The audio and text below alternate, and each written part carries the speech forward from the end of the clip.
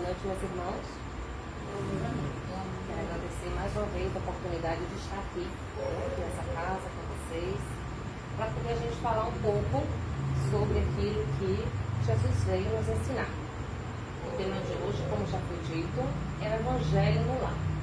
Mas para que a gente possa entender o que significa o Evangelho no Lar, a gente primeiro tem que saber o que significa o Evangelho. O que é que o Evangelho quer dizer? Então, de acordo com o grego, a palavra Evangelho significa Evangelium. E o Evangelho, ele significa boas novas, boas mensagens, boas notícias. Então, toda vez que alguém se refere ao Evangelho, quer dizer que veio trazer boas notícias. E o Evangelho, ele veio através de Jesus Cristo, o único Filho de Deus, seu primogênito, por assim dizer, que enviou à Terra para que ele pudesse trazer até nós os seus ensinamentos.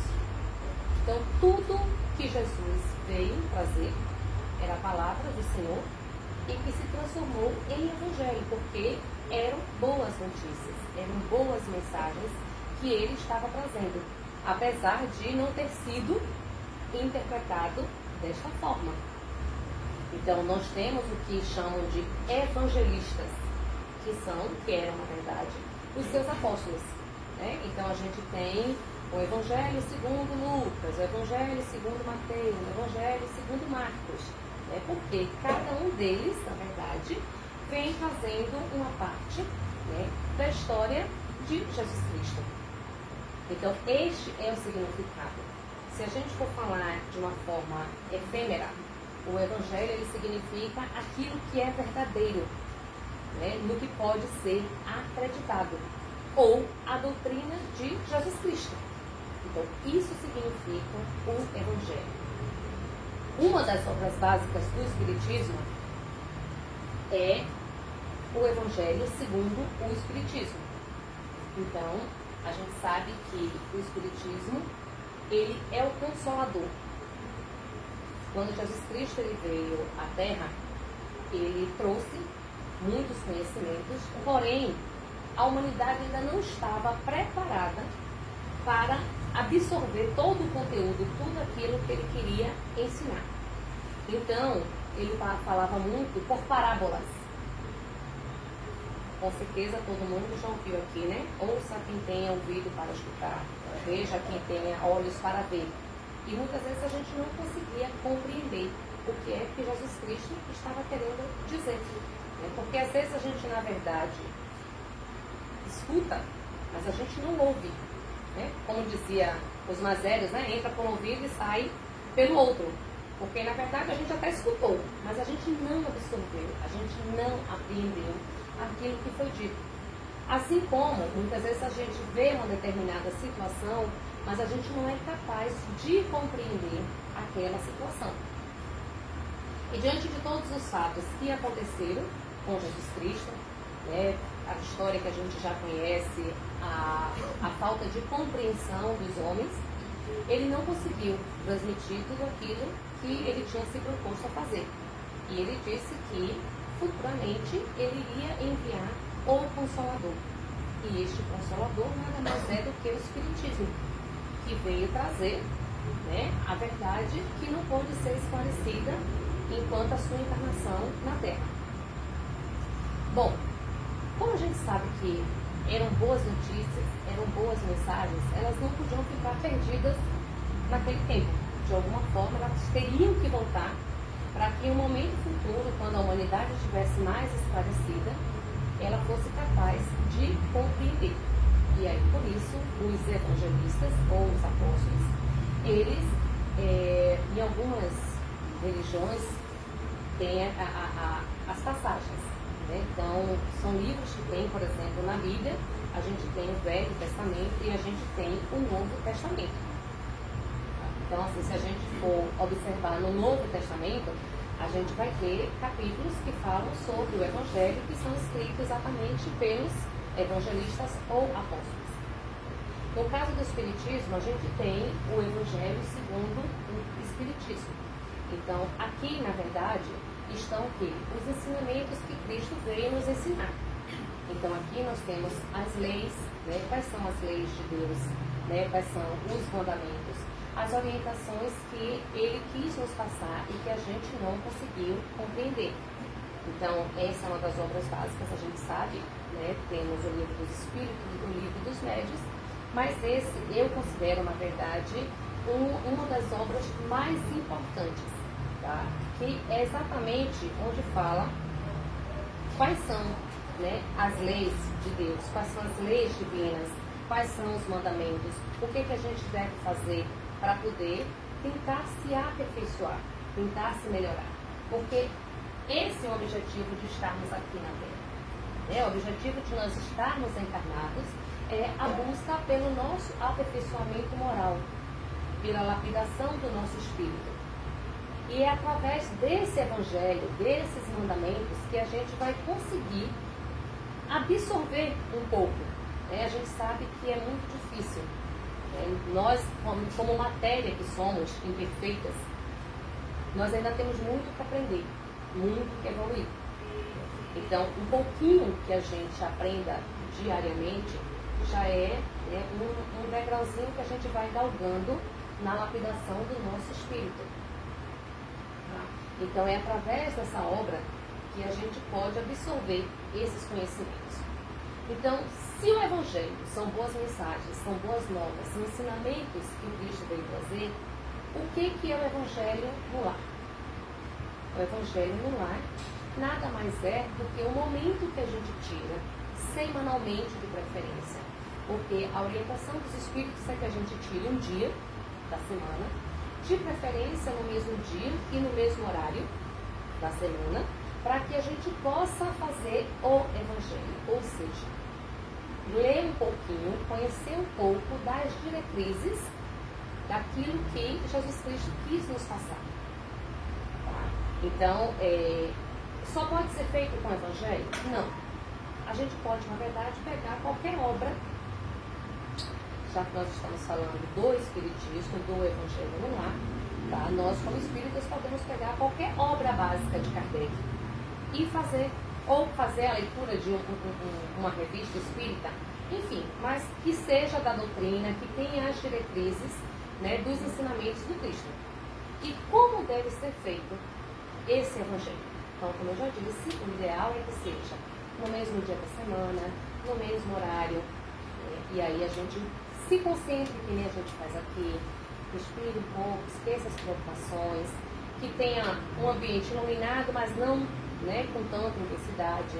A gente pode pegar uma jarra com água, colocar na mesa, não deve ser nada demorado, no máximo 20 minutos, 25 minutos, estourando. E por que deve ser sempre naquele mesmo dia, naquele mesmo horário? Porque a partir do momento que a gente se propõe a fazer o Evangelho no lar, a espiritualidade ela está ali conosco também. E a gente se comunica com a espiritualidade através de pensamentos, né? Através de energia. Então a espiritualidade já sabe, né? Aquela pessoa criou o hábito, né, de fazer o Evangelho, nós vamos estar ali. E a gente nunca está só, por mais que fisicamente tenha apenas uma pessoa fazendo o Evangelho. Tá? E assim, é um dos pontos. Eu preciso ter mais alguém comigo para poder fazer o Evangelho? Não. Tá? Você pode fazer o seu Evangelho só você e a espiritualidade. Lógico, você vai convidar, né, os seus familiares, aquelas pessoas que convivem com você, porque é bom, né, para todo o ambiente. Mas se as pessoas não concordarem, você pode fazer o seu Evangelho no seu quarto, numa salinha, quietinho, um cantinho lá, só você e a espiritualidade. Tá? E a gente faz que nem a gente faz aqui. A gente se concentra com a espiritualidade, a gente relaxa, deixa os problemas de lado, faz uma prece de abertura, não precisa ser nada demorado, nada decorado, gente. Porque às vezes as pessoas falam assim, eu não sei fazer uma oração, eu não faço porque eu não sei falar palavras bonitas. As palavras bonitas, gente, são aquelas que são sinceras, que são verdadeiras, que vêm de dentro do coração. Não adianta a gente falar palavras bonitas da boca para fora e por dentro a gente está lá ressentido, amargurado, né, distraído, pensando em outras coisas. Porque quem está ali de fora pode não saber, mas Deus com certeza nos conhece muito melhor do que nós mesmos. Então não precisa procurar palavras bonitas, precisa procurar palavras verdadeiras.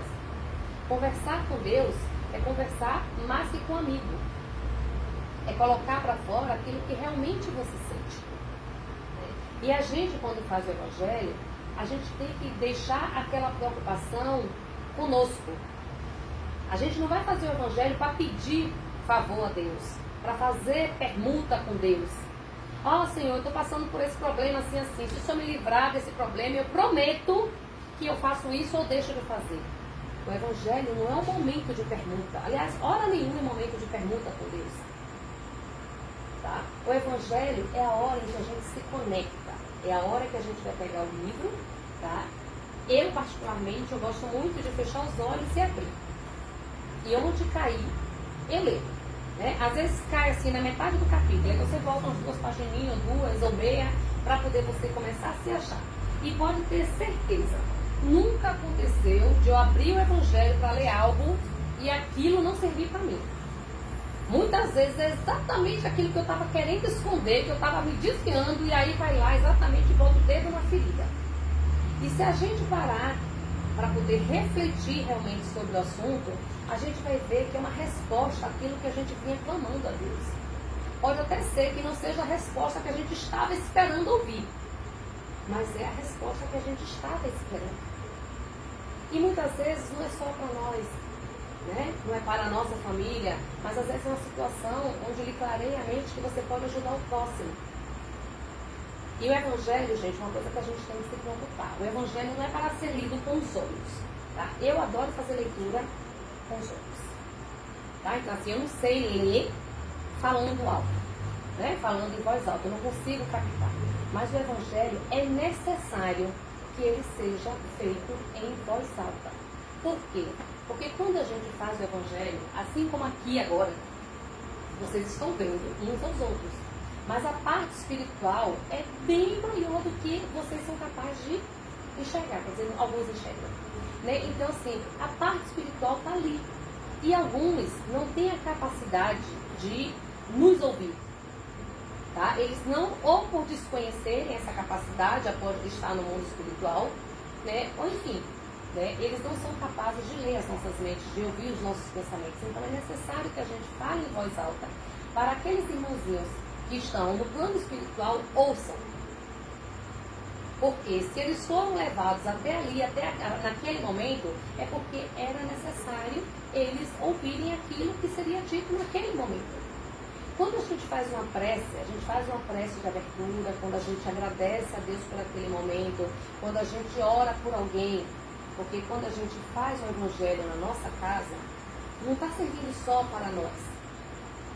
Tá? Nós nos transformamos em um ponto de luz naquele local, naquele ambiente. E esse ponto de luz, a depender da nossa conexão, ele pode ser levado para a rua, para o bairro, para a cidade, porque se outras pessoas, naquele exato momento que nós estamos ali fazendo o Evangelho, se tiverem outras pessoas também conectadas, fazendo o Evangelho em outros pontos da cidade, naquele momento, essa energia ela se conecta. Tá? É capaz de se conectar. Então, no mundo espiritual, quem assistiu o Nosso Lar 2, né, e aí via durante na cidade, né, vários pontos de luz convergindo para o mesmo local. E é isso que acontece quando a gente ora verdadeiramente. E orar verdadeiramente é abrir os nossos corações a Deus, sem hipocrisia, sem egoísmo. Realmente nos despir, tá? Do nosso egoísmo, das nossas vaidades. Nem sempre é fácil. Tá? Quantas vezes eu já não me peguei chorando copiosamente durante o Evangelho? E aí você se pergunta assim, por quê? E às vezes a gente não consegue compreender naquele momento. Às vezes a gente vai lá e fala assim, não, vou sentar aqui, vou fazer o Evangelho, e de repente algo lhe toca. E eu já me peguei em Evangelho chorando de soluçar. Existem alguns hinos evangélicos que eu gosto muito. Tá? Então, apesar do Espiritismo, eu não costumo discriminar nenhum tipo de religião. E existem muitos hinos que, após eu terminar a leitura do Evangelho, né, porque eu faço a abertura inicial, daí eu pego o livro. Agora eu fiquei também assim muito entusiasta do Céu e Inferno. Para aqueles que não estavam aqui na minha outra palestra, eu falei, né, sobre um tema que estava dentro do livro Céu e Inferno, que também é uma das obras básicas de Kardec, e ele tem muitas histórias, na verdade, né, reais, onde ele conta situações que ocorreram com pessoas e que são muitos exemplos. Eu não vou dizer, nem vou me corrigir, não são histórias, são exemplos de vidas passadas, né, que são muito reais, são muito atuais, né, e são muito interessantes de serem lidas. E esses exemplos, muitas vezes, eles trazem à tona situações que a gente não esperava. Então, é uma obra também muito interessante de se ler durante o Evangelho no Lar. Tá? E às vezes são sentimentos que a gente tem que a gente nem se lembra, né? Que a gente nem se recorda. Porque todos devem saber que nós já vivemos várias vidas, nós já tivemos várias encarnações. E apesar de nós não nos lembrarmos, né, do que aconteceu nas vidas passadas, essas impressões estão registradas no nosso espírito. Né? Nosso espírito ele tem consciência, ele tem armazenado essas situações. Então, às vezes, a gente não sabe por quê, mas aquilo tocou, porque o nosso espírito conseguiu, né, uma afinidade com aquela situação, né, alguma lembrança com aquela situação. E é muito bom, porque às vezes a gente vai fazer o Evangelho e faz aquela coisa mecânica, né, por obrigação. Aí vai lá, pega o livro, faz a abertura. Vai ter dias que a gente não vai estar realmente assim inspirado, mas que a gente vai fazer, porque a gente traz a espiritualidade para próxima, né, da gente, né, para perto daquelas pessoas também que estão em nossa casa, que às vezes se recusam a participar e estão no direito delas, elas têm o livre-arbítrio de não querer participar, mas que a gente ora por elas também. Né? Então, é uma forma da gente tentar harmonizar o ambiente, tentar harmonizar a nossa casa e tentar se harmonizar com os nossos desafetos, né? Buscar o equilíbrio da nossa energia, porque o Evangelho ele traz calma, né? Mesmo naqueles dias em que a gente não está tão inspirado para realizar, mas ele traz uma tranquilidade imensa.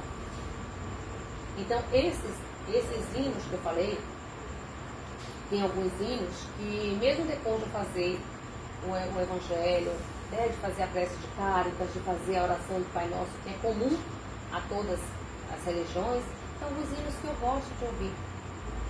E se a gente parar para poder analisar, alguns deles, a letra, sabe, tem muito, sabe, assim, toca muito. Alguns a gente não consegue se conectar tanto. E também, assim, é algo que eu escolho naquele momento aleatório. Não vou dizer assim, hoje eu vou escutar esse. E que depois eu vejo que tinha muito a ver com aquilo que foi lido, com aquilo que foi dito, com aquilo que foi pensado. Né? Então, na minha casa, eu tinha o hábito de fazer o Evangelho, eu e a espiritualidade no meu quarto, né? Convidava as pessoas da minha casa e aí se recusavam, depois começaram a frequentar, depois desistiram e assim eu continuo fazendo. Independente de ter mais alguém materialmente ou não. E digo para vocês que a legião de desencarnados que participam e que precisa é enorme. Tá?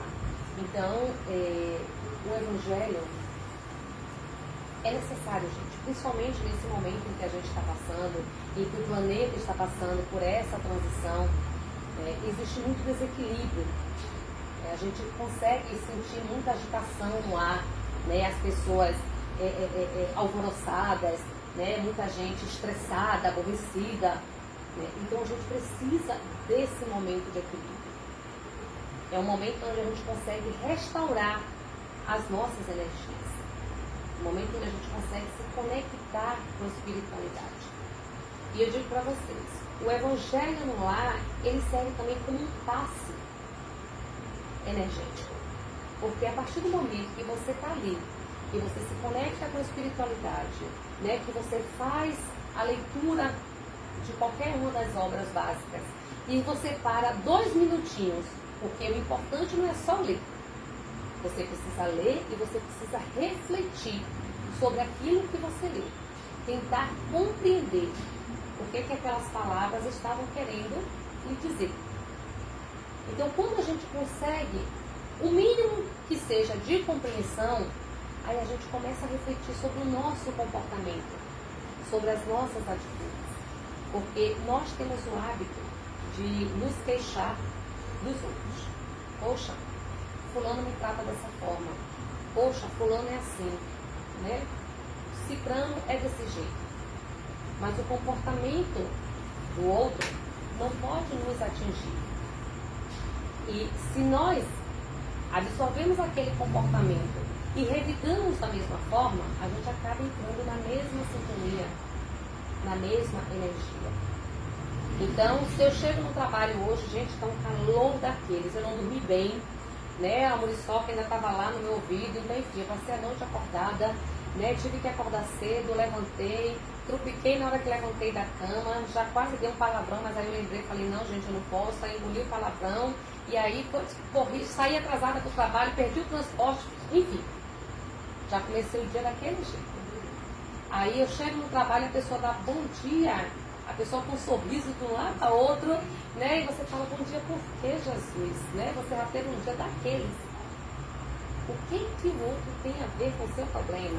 Mas aí se o outro, né, resolve entrar na sua energia, e aí como você já respondeu mal, o outro vai e responde mal para você também, aí pronto, o ambiente já virou uma catástrofe. E aí aquele outro já está chateado também, responde mal para o outro, enfim. Em algum momento o ciclo terá que ser quebrado. Ou então o ambiente vai virar um pandemônio. E não vai ser o dia só, o meu dia que vai ser ruim, não. Vai ser o dia de todo mundo. E assim é a nossa vida. Tá? Então nós estamos aqui hoje, convivendo com pessoas, algumas com as quais tivemos ligações passadas, outras não. E aquelas com as quais nós tivemos ligações passadas, elas podem desencarnar antes de nós, muitas vezes em situações não muito favoráveis, ou em situações em que nós não conseguimos nos entender. E aí fica uma energia, né, meio complicada. Esse irmãozinho ou essa irmãzinha que desencarnou nessa situação, ela em algum momento ela pode ficar ali, né, alojada ao seu redor. E de alguma forma ela pode te obsidiar, ou da mesma forma que nós aqui também podemos obsidiar quem desencarnou. E aí você fica atraindo aquela energia e vira um ciclo vicioso. Com o evangelho no lar, a partir do momento que a gente faz o evangelho e que a gente ora verdadeiramente por aquelas pessoas que desencarnaram, que a gente pede perdão pelos nossos erros, quando a gente ora também por aqueles encarnados, né, que a gente tem desafeto ou que tem desafeto conosco, que a gente não consegue se entender, porque, gente, a gente tem o hábito de orar pelas pessoas que amamos, né? Então a gente ora pelos nossos pais, pelos nossos filhos, pelos nossos amigos. Está errado? Não. Mas a gente precisa orar principalmente pelos nossos desafetos. São eles que mais precisam. Não importa se foi você que gerou o desafeto ou se não teve motivo nenhum específico nessa encarnação, mas o outro não gosta de você. Não importa. Mas a gente tem que aprender que a gente precisa orar muito mais pelos nossos inimigos do que pelos nossos amigos. Para que eles encontrem a paz, para que eles possam encontrar algo, né, e esquecer que a gente existe. E a gente tem que aprender a pedir perdão, sim. A gente precisa. E quando a gente não consegue, gente, é porque, infelizmente, o orgulho, a vaidade, ainda está enraizado em nós. Então a gente acha que pedir perdão é coisa de fraco. Mas está errado. Só os fortes é que conseguem, que têm a coragem de pedir perdão. Mesmo que não tenha sido nós quem tenhamos errado. A gente tem que aprender a pedir perdão, a se perdoar, que eu acho que é algo muito mais difícil, a gente se perdoar.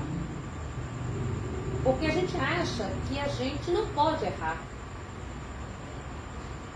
Né? Então assim, não, eu não posso. E a gente fica com vergonha. Quando a gente procura fazer as coisas certas e de alguma forma a gente comete um erro, a gente sente vergonha.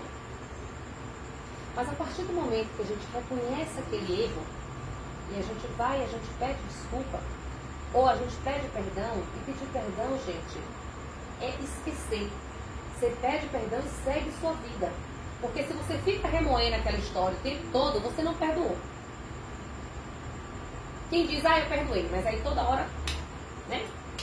É que nem um casal que traiu. Né? Um casal traiu. Aí vai lá e pede perdão, o outro diz, eu perdoei. Não, tá bom, eu esqueci, tá perdoado. Mas aí toda vez que acontece alguma coisa, joga na cara. Para, você não perdoou. Porque quem perdoa, esquece.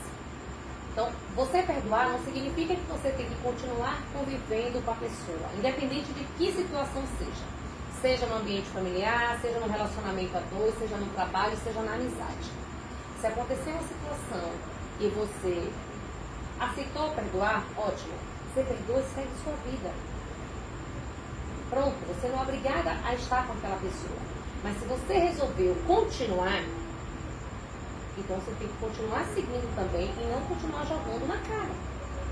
Então se a gente pegar o Evangelho segundo o Espiritismo, por exemplo, e for fazer a leitura nos nossos lares, seja lá que dia for, eu já normalmente faço o dia de domingo às 7 da noite. Então por isso, César, que eu nunca vejo o vídeo que você mandar quando o Centro Espírita está ao vivo. Eu só vejo depois, porque é o horário que eu estou fazendo o meu também. Tem que casar para você fazer comida. Então, vão ter esses temas. Né? Então vai ter cada capítulo é um tema onde Jesus aborda essas questões, né? A questão de respeitar os pais, a questão do livre-arbítrio, a questão do respeito no casamento, né? Então a questão da caridade, onde a caridade que é feita e que é colocada publicamente não é caridade, é vaidade. Então são textos pequenos onde a gente vai analisando o nosso comportamento. Então, será que eu estou fazendo certo? Fala sobre a vaidade, sobre o ódio, sobre a inveja, sobre a vingança. Também nós temos preces. Né? No livro, ele tem preces, onde você pode, assim, eu gostaria de fazer uma prece, mas eu não sei como. Então, vai ter exemplos, onde você pode pedir fazer uma prece por quem está doente, por quem desencarnou, né? Uma prece de agradecimento por algo que aconteceu. Então, gente, são diversos temas que tem no Evangelho e que você vai ler. Vai ter bastante assunto para poder você fazer diversos evangelhos no ar. E se por um acaso, às vezes acontece, né? De eu ter feito o Evangelho, cair num capítulo e daqui a 2, 3 semanas eu volto e abro no mesmo capítulo. Eu falei, bom, teve alguma coisa que eu deixei passar. Se caiu no mesmo assunto é porque eu li, mas não compreendi alguma coisa. E aí eu volto para ler de novo, com mais calma, e mesmo depois do Evangelho, eu pego o livro e vou ler para poder tentar compreender ou identificar o que eu não consegui entender. Né? Então, às vezes, se você pegar meu livro, ele vai estar todo marcadinho de amarelo, cheio de clipe, né? Você vai estar em alguns pontos, né, que ele vai estar assim. Porque em algum momento eu li, não compreendi, voltei, ou eu fui pesquisar o que significava a palavra, porque a gente sabe que essas obras, elas tem uma escrita em alguns momentos muito rebuscada, né? E tem palavras que a gente não consegue compreender de imediato, tá? Então, se vocês não têm esse hábito ainda, eu aconselho a todos que busquem fazer. E eu tenho certeza que depois que vocês começarem, vocês não vão querer parar, tá? No início pode não ser tão fácil, né? Pode ser meio... mas continue, insistam. E vocês vão ver como o ambiente do lar de vocês vai melhorar. E assim, a gente no Espiritismo costuma dizer que toda vez que a gente busca seguir o Espiritismo, no começo pode ter uns atrapalhos, viu, gente? Pode ter umas situações que querem desencorajar a gente. E isso não é diferente com o Evangelho. Porque a gente sabe que existe um número muito maior de irmãozinhos desencarnados do que irmãos encarnados. E ao nosso redor existem dezenas, centenas de irmãozinhos desencarnados. Tá? Sejam eles desafetos nossos de outra encarnação, sejam eles irmãozinhos menos esclarecidos que ainda não encontraram o seu caminho e estão por aqui só para poder bagunçar mesmo, né? Enfim. E cada vez que a gente busca o caminho da luz, o caminho da verdade, vão ter aqueles irmãozinhos que vão querer atrapalhar. Por quê? Porque para eles é muito mais divertido a gente estar no desconhecido, digamos assim. Né? Que a gente não esteja enganjado. Porque é mais fácil de eles tentarem nos intuir. Né? Tentar nos desviar. Apesar de que, se isso acontecer, a culpa não é deles. Tá? Só para esclarecer. Se por um acaso algum irmãozinho conseguir nos influenciar, a culpa é nossa. Que não vigiou. Que não orou o suficiente. Tá? Porque o irmãozinho só consegue nos influenciar a partir do momento que a gente está na mesma sintonia. Que a gente está na mesma energia. Mas cada vez que alguém busca seguir o caminho da luz, vão ter dezenas de irmãozinhos desencarnados. Até encarnados mesmo, né? Porque para poder a gente buscar o caminho da luz, a gente precisa deixar de fazer certas coisas, como por exemplo, hoje, uma quarta-feira, eu tenho certeza que muitos, assim como eu, chegou do trabalho corrido, esbaforido, né? Teve que tomar banho, vir pra cá, e aí às vezes tinha um outro compromisso, alguém que convidou para ir ali no bar, para jogar uma sinuca, para jogar um baralho, enfim. Então a gente tem que fazer escolhas. Né? A gente tem que abrir mão de certas coisas. Assim como para a gente fazer evangelho no lar, eu faço dia de domingo, 7 horas da noite, porque eu não gosto de sair dia de domingo. Tá? Então, né? Mas às vezes tem gente que faz dia de sábado. Enfim, seja lá o horário que for, você tem que abrir mão. Às vezes tem um aniversário, vai ter um aniversário, 7 horas da noite, eu posso chegar às 7h30? Né? Então você tem que abrir mão de certas coisas. Ah, Lucimar, então assim, a gente toda vez tem que fazer o mesmo horário, o ideal é que seja. Mas se por algum motivo, eu já sei que eu vou ter um compromisso, que eu gostaria muito de ir, ou que eu não posso deixar de ir naquele dia, então você, mentalmente, já conversa com a espiritualidade, já informa que você vai mudar naquela semana o dia do seu evangelho, entendeu? Que você vai fazer tal dia, ou que você vai mudar o seu horário. Por quê? Porque a espiritualidade já vai estar ciente disso. Então, na hora certa, naquela hora que você disse que vai fazer, a espiritualidade vai estar ali contigo. E por que, gente, que isso é importante? Porque, como eu disse, a partir do momento que a gente busca trazer a espiritualidade para dentro da nossa casa, possa ser que tenham espíritos que estão ali perto, que estão nos acompanhando, que se incomodem com isso. E que queiram nos atrapalhar. Então, se a gente resolve fazer cada dia um horário, né? Hoje eu vou fazer segunda, amanhã eu vou fazer. A espiritualidade não está ali. Ou então pode até ter um irmãozinho ou dois, mas não de forma como deveria. E podem acontecer situações inusitadas. Tá? Então é importante isso. Porque por mais que a gente diga, eu não senti nada de diferente. Eu não percebi nada de diferente. Eu, sinceramente, prefiro até que não sinta do que sentir alguma coisa.